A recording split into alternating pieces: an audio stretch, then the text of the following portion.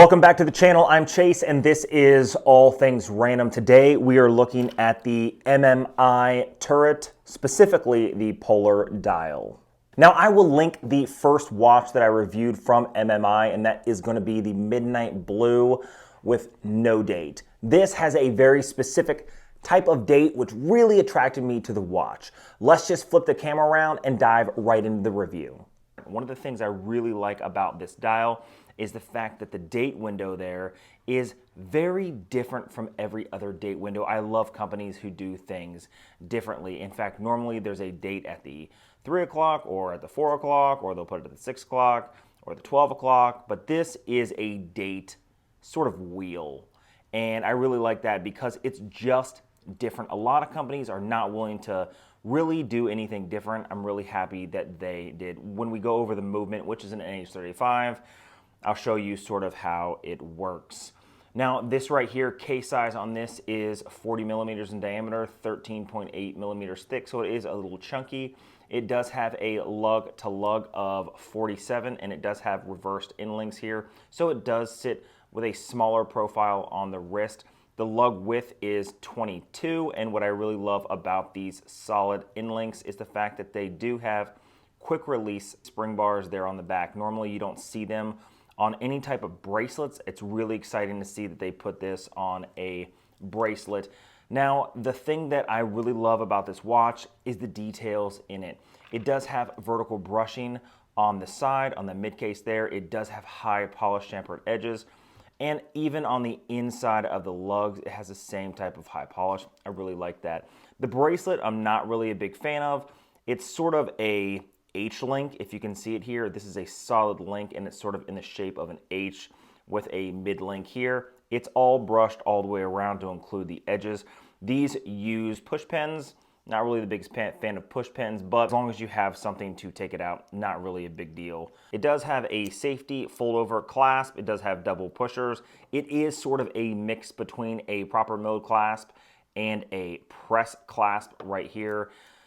Not really much in the micro adjustment. Now I did take the other turret to Hawaii. If you guys have me followed on Instagram, the other watch I posted quite a bit. One of the things that I did realize is, I'm sort of, I don't want to say I'm spoiled because of the Glide Lock clasp or any Glide Lock style clasp, but you do have 5 different types of micro adjustments. One of the things I had to do is use my wife's earring to adjust the clasp at least twice because it felt like it was tight on my wrist one really hot day, and then it sort of cooled down, got into the ocean, and it loosened right up. I'm not a big fan of a loose watch. It does have a screw down case back. It does say that it does have an NH35 water resistance of 300 meters.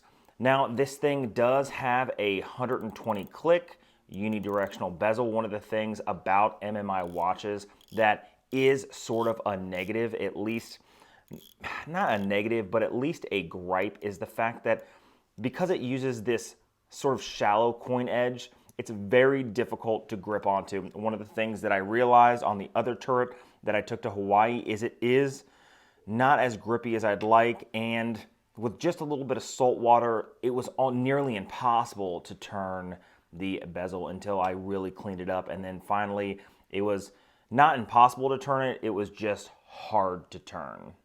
Now the bezel insert here is black, and it is ion plated stainless steel. They didn't do ceramic, which is fine, and they didn't do aluminum, which is fine. Supposedly the ion coated stainless steel makes it so it's sort of like an in-between. It saves costs, it gives you a nice shiny finish, and it's supposed to be more scratch resistant. Is that the case? Not really sure. MMI logo right there on the screw down crown. Really like this sort of blocky finish. A lot of people really don't like the chunk look of this watch. I really do. It does have some crown guards here. Are these really going to protect it? Maybe a little bit. Let's talk about the dial, because the dial is the thing that I like the most. Now over top of the dial is a sapphire crystal, and it's nice to see at this price point, which is, just over 300 bucks. Does have an air coating on the underside, which is nice because I was watching Adrian on Bark and Jack, and one of the things that he sort of complained about about his Omega Seamaster is the fact that they do an air coating on top. And as time goes on, that air coating can sort of scratch away, not necessarily put scratches on the sapphire, but it looks like there's scratches on the watch even though there's not. So let's talk about this dial. Double batons at the 6 and 12 o'clock, the MMI logo at the 12 o'clock, turret 300 meters, 1,000 feet above the 6 o'clock, single batons all the way around. It does have a minute track on the outside of those batons, and again, the date window is my favorite. One starting just after the 12, and it goes all the way around, stopping at 31 just underneath the 12. They really did a good job creating this watch. So the movement inside, like I said, is an NH35, so it does have hacking and hand winding. We're gonna go ahead and I'm just gonna spin this around to the midnight so that you can see how the date changes over. It slowly starts changing around the 10 o'clock, 10:30 mark. You can see here, it's gonna slowly start changing over right there from 30 to 31, 11 o'clock, more so, and then finally at the midnight, it is on the 31, just underneath the 12. Really like that. Let's do a quick change date, at least here, so you can see just how it works. Now, this is a red indicator. It's not the easiest to see, but really, it's just so unique that I just love the way it looks. A lot of people may not, but a lot of people do. And again, you really have to give it to watch companies, especially micro brands that do NH35 movements, which is in every single watch brand that's a micro brand, but at least they decided to do something just slightly different. Now, let's put this on my 7¼ inch wrist. Okay, and here's the watch on my 7¼ inch wrist. You can see that the nearly 14 millimeters high is a little high, but the lug to lug of only 47 really makes the footprint of this watch far smaller. In fact, I'm really happy with the way this watch sits on my wrist. It may cause some issues with a cuff in the future. However, overall, it's extremely comfortable. Now, again, I did wear a turret in Hawaii, and I did have to micro adjust down here a couple times, but right now this thing is fitting perfect on my wrist. It is quite beautiful. The white dial is something that you will not find very often on a watch done right, if it's not a Rolex, but they did this right. I really like the way this looks, especially in a sportier model like this. 300 meters of water resistance is going to be everything you ever need to have a durable, rugged, waterproof watch. Sapphire crystal. The stainless steel case on this isn't just 316L stainless steel, but it's also DLC surgical grade stainless steel, so it is a pretty tough watch with a workhorse movement. Now, all in all, MMI have been right on point with the two watches that I've reviewed.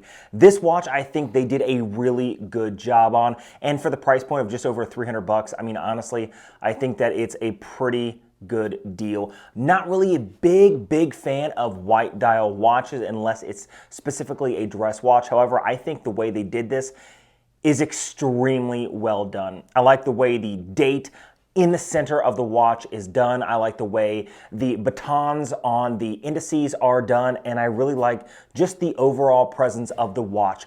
It is a chunkier watch, so it may not be for you if you're looking at something a little more elegant. However, the wonderful thing about it is the lug to lug is small and will fit basically any wrist. My wrist, 7¼ inch, is average, and honestly, this watch fits perfectly on the wrist. And honestly, I think that the only really nitpicky thing that I could really pull out is the fact that they use an NH35 movement. But, you know, you got to cut costs somewhere, and honestly, the movement is not a terrible movement. It offers hacking and hand winding, something a lot of Seikos don't even offer at a similar price point. Now, if you like videos like this, hit that subscribe button down below, leave a comment on the content you guys would like to see on the channel. I have a lot of videos coming up in the future. Basically, I'm gonna try to release a video every other day for the next few weeks. I have it all planned out. Let's see if I can actually follow through. Then I'm gonna stick with a schedule of 2 to 3 videos a week. I just got back from Hawaii. I really just wanna blast it out there and give you guys the content you deserve. So make sure you guys are hitting that notification bell, and I'll see you in the next one.